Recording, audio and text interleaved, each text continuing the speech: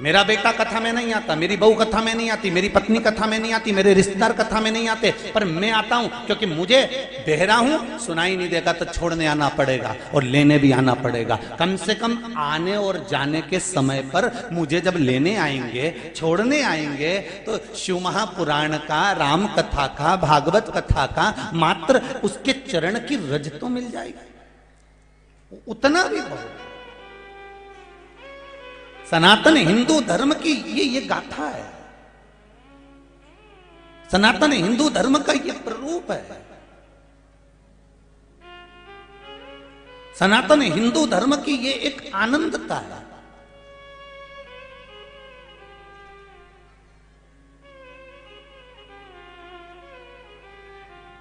बाबा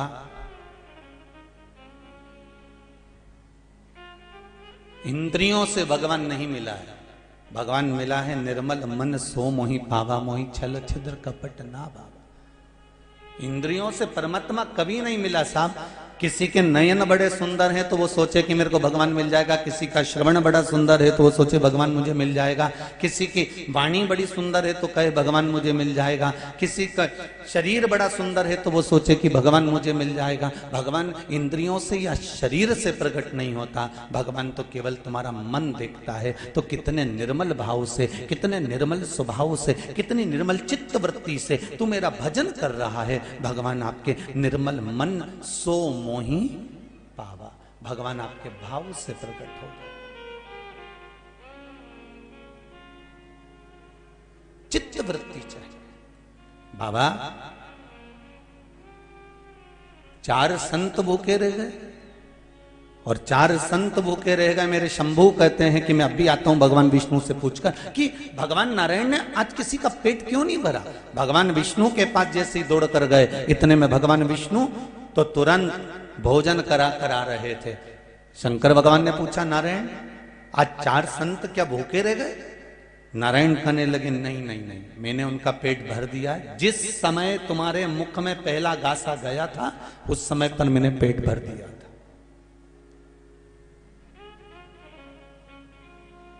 पहले गासे के समय पर मैंने पेट भर दिया।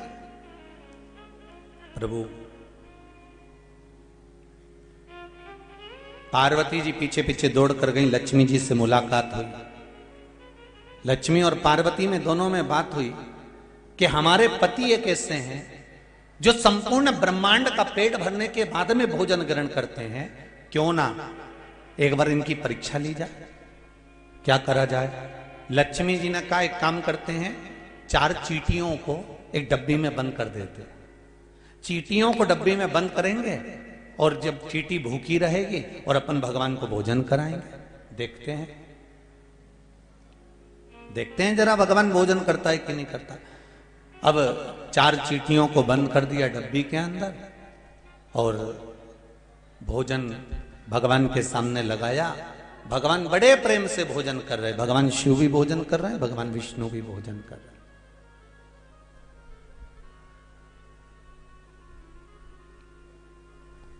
लक्ष्मी जी ने नारायण भगवान से कहा और पार्वती जी ने शिव जी से कहा प्रभु धन्य आप, 4 मृत्यु लोक के जीव भूखे पड़े हैं और आपने भोजन कर लिया।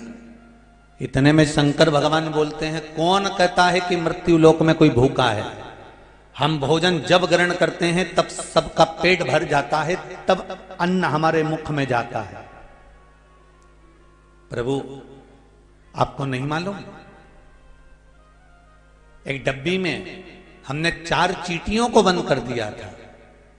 भगवान विष्णु बोले पहले वो डब्बी खोलो और डब्बी में चींटियों को देखो कि भोजन करा कि नहीं करा। जो डब्बी खोली उसमें एक चावल का दाना पड़ा था, उस चावल के दानों को 4 चींटियां बड़े प्रेम से खा रही थी, बड़े प्रेम से खा रही थी।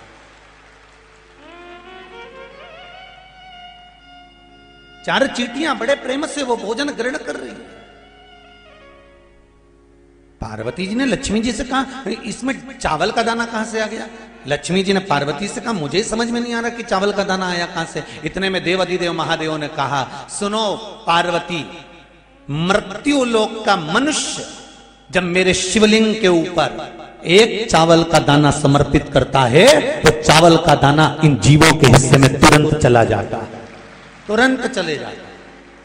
आपको रोज कथा में कहते हैं एक लोटा पानी के 4 हिस्से हो जाते हैं। एक चावल का दाना यदि शिव को समर्पित करा उसका पुण्य बढ़ जाता है।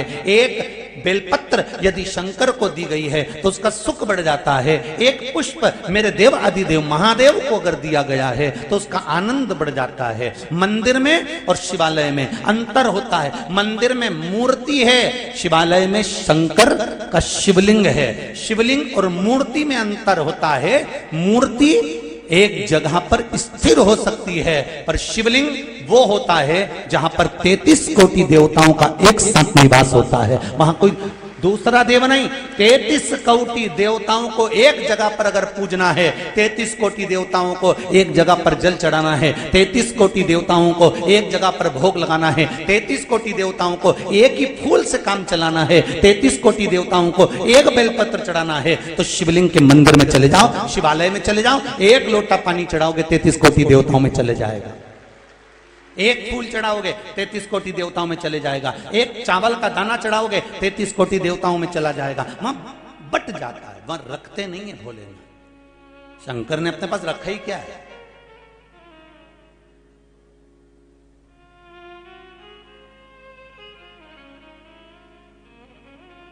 शिव अपने पास में क्या रखते हैं? जो रखा वो आपके लिए रखा।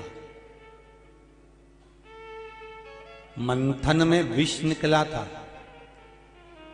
देवताओं ने विचार कर लिया कि ये विष निकला है, अगर हम इसको रखेंगे तो बर्बाद हो जाएंगे, इसलिए शिव जी के पास रखवा दिया।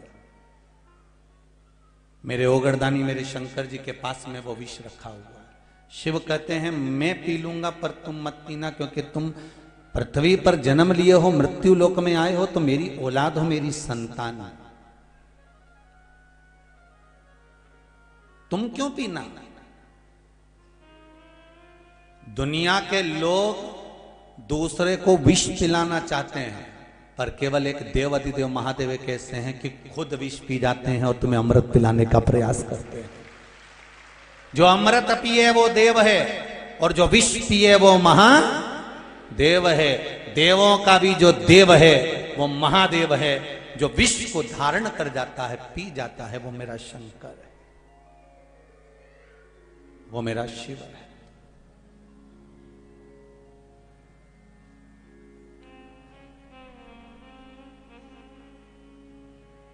हम दूसरे को हमेशा विष ही देते हैं, अमृत तो हम खुद पीते हैं। इसीलिए तो शिव महापुराण में प्रसाद नहीं बंटता। शिव महापुराण की कथा होती है, इसमें प्रसाद की कहीं महत्वता नहीं कि प्रसाद बांटो। यहां तो बेलपत्री बांटने का नियम है, पर प्रसाद का महत्व नहीं, क्योंकि आदत होती है लोगों की।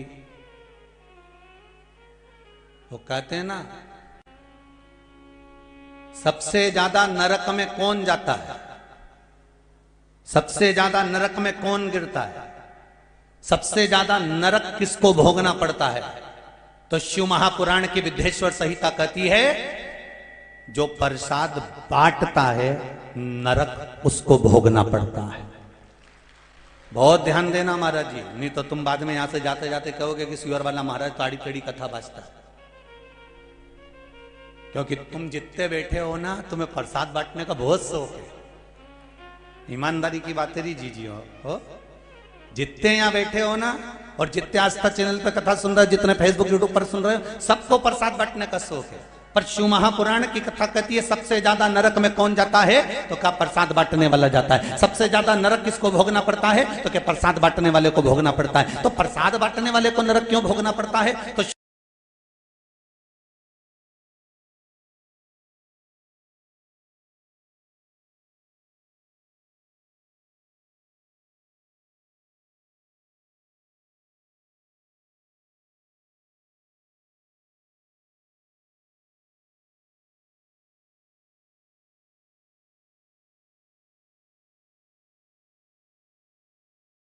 कोई जीत गया, कोई ना आनंद कर लिया तो वहां बंटता नहीं। प्रसाद धर्म की जगह पर बटेगा, प्रसाद सत्य की जगह पर बटेगा, प्रसाद मंदिरों में बटेगा, प्रसाद देवालयों में बटेगा, प्रसाद कथा स्थल पर बटेगा, प्रसाद अच्छी जगह पर बटेगा जहां पर धर्म जुड़ा होगा, भगवान जुड़ा होगा, ऐसी जगह पर प्रसाद बटता है। तो प्रसाद बांटने वाले ने क्या गलती करी जिसको नरक भोगना पड़ेगा? तो शिव महापुराण में वेद व्यास जी लिखते हैं, प्रसाद बांटने वाला जब प्रसाद बांटने खड़ा होता है, अपना वाला आया तो हाथ ऐसा हो जाता है और पराया आया तो हाथ ऐसा हो जाता है।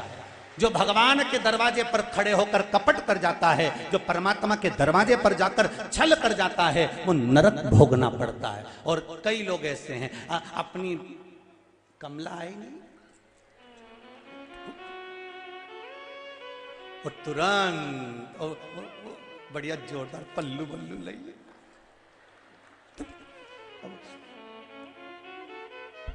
शिव महापुराण की कथा तो यहां तक कहती है, तुम्हारी पत्नी भी अगर तुम्हारे सामने खड़ी हो, तुम्हारे सामने अगर खड़ी हो तो राजा हरिश्चंद्र जैसा निर्णय करना कि राजा हरिश्चंद्र का बेटा मृत्यु हो गई, शमशान में लाश लेकर आई थी धर्मपत्नी, और राजा हरिश्चंद्र कहते हैं कर तो देना पड़ेगा रानी, कर दोगे तो अंतिम संस्कार करने दूंगा। रानी कहती है तुम्हारा पुत्र है, राजा कहता है पुत्र था घर में, पर अभी तो मैं जिस स्थान पर बैठा हूं, मुझे जो कार्य सौंपा गया है वो मुझे करना पड़ेगा, इसलिए इसको जलाने के लिए, अंतिम संस्कार करने के लिए तुम्हें कर देना पड़ेगा। 2 सवा गज का कपड़ा और खिचड़ी। राजा हरिश्चंद्र जैसा निर्णय चाहिए आपका। जिस समय प्रसाद बांटने खड़े हो, खुद की पत्नी खड़ी हो, खुद का बेटा खड़ा हो, खुद का परिवार वाला खड़ा हो, वो कितनी भी आंख दिखाए तो भी कह देना जगदम्बा तेरे पांव पड़ू, बाद में ले आऊंगा, तू जा। तेरा हाथ जोड़ू, मैं बाद में ले आऊंगा, तू अभी जा। मैं अभी नहीं दे सकता, क्योंकि जिस जगह पे मैं खड़ा हूं ये धर्म की जाजम है, ये धर्म की जगह है, ये धर्म का स्थान है, ये मंदिर, ये देवालय, ये पुण्य का स्थान है। यहां मैं अगर छल करूंगा, कपट करूंगा, बेईमानी करूंगा तो कहां जाऊंगा? नरक मुझे भोगना पड़ेगा। और फिर निवेदन करूंगा, दुकान पर बैठकर जो कमाया वो पत्नी और बच्चों के लिए कमाया, सर्विस में जो कमाया पत्नी और बच्चों के लिए कमाया, नौकरी में जो कमाया पत्नी और बच्चों के लिए कमाया। पर ये शिव महापुराण में बैठकर 3 घंटे तुम भगवान का भजन कर रहे हो, कथा सुन रहे हो, ये पत्नी और बच्चों के लिए नहीं, ये अपने लिए कमाया है, वहां काम आए। ये कोई दूसरी जगह काम आने वाला नहीं है। तुरंत जैसे ही व्यक्ति मरता है और मरते ही बीमे की फाइल तैयार मिलती है, बीमे की फाइल तैयार। एक बीमा वो है जो तुम रोज भरते हो, और एक बीमा ये है जो रोज भर रहे हो ना, 500 रुपए, 1000 रुपए, 2000, 5000, 10,000 जमा करते हो, तुम्हारे मरने के बाद किसको मिलता है? जम के बोलो जरा। बीमा तुमने जमा करा, पैसे तुम जमा करे, कमा कमा के तुम मर गए, और तुम्हारे निपटते से ही बीमा मिल रहा पत्नी को, बीमा मिल रहा बेटा को, पत्नी मरी तो उसका बीमा मिल रहा पति को। तुम जोड़ जोड़ के मर गए और बीमा दूसरे को मिलता है। शिव महापुराण का वो बीमा है जो तुम कथा श्रवण कर रहे हो, भजन कर रहे हो, श्री शिवाय नमस्तुभ्यम कह रहे हो, जो शंकर को 1 लोटा पानी चढ़ा रहे हो, शिव का स्मरण कर रहे हो, पशुपति व्रत कर रहे हो, ये वो बीमा है जो तुम खुद के लिए कर रहे हो। इसका रकम तुम्हारे मरने के बाद पत्नी और बच्चों को नहीं मिलेगी। जैसे ही प्राण छूटेंगे यमराज फाइल लेकर तैयार मिलेगा और वैकुंठ का रास्ता खोल देगा। ये वो बीमा है, और ये साधारण बीमा नहीं है महाराज।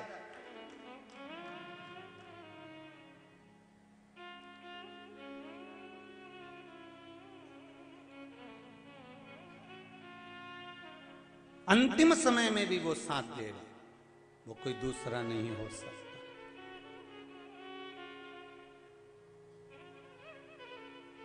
मैंने तेरे ही भरोसे बाबा, तेरे ही भरोसे हवा बिच उड़ती जावांगी, बाबा डोर हथो छड़ी ना में कटी जावांगी, भोले मैं तेरी पतंग शंभो मैं तेरी हवा बिच उड़ती जावांगी, बाबा डोर हथो छड़ी नामे कटी जावांगी। उसने दिया है।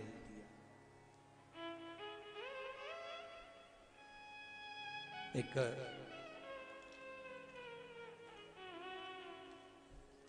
ज्यादा पत्र तो हमने पढ़े नहीं है, थोड़े ही पढ़े हैं, सुन लो।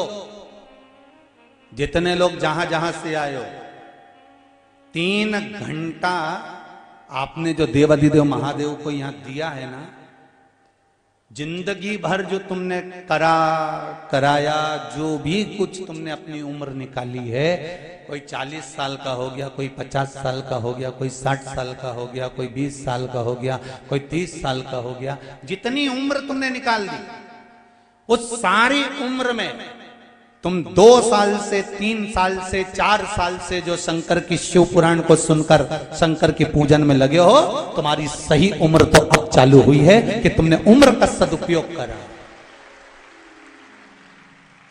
अपनी उम्र का सदुपयोग करना अब प्रारंभ करा।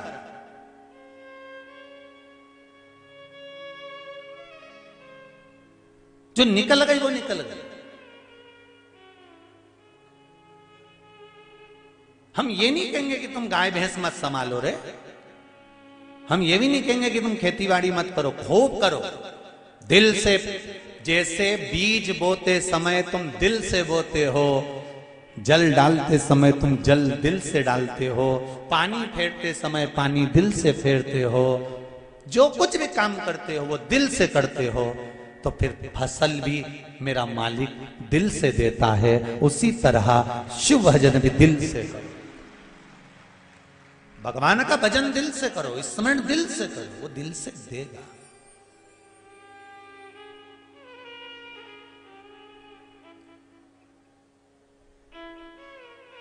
शंभो शरणे पड़ी मांगू घड़ी रे घड़ी, दुख काटो दया करी दर्शन आपो। अब हृदय चित्त से शिव को रिझाओ। एक चावल का दाना पार्वती जब कोई शिवलिंग पर समर्पित करता है, शिव जी कहते हैं उस चावल के दाने को मैं जीवों के उद्धार के लिए दे देता हूं, जीवों के उद्धार के लिए। सुनो पार्वती, डब्बी में चावल का दाना कैसे आया? जब तुमने मुझे प्रणाम करा, तुम्हारे मस्तक पर चावल का दाना लग गया, डब्बी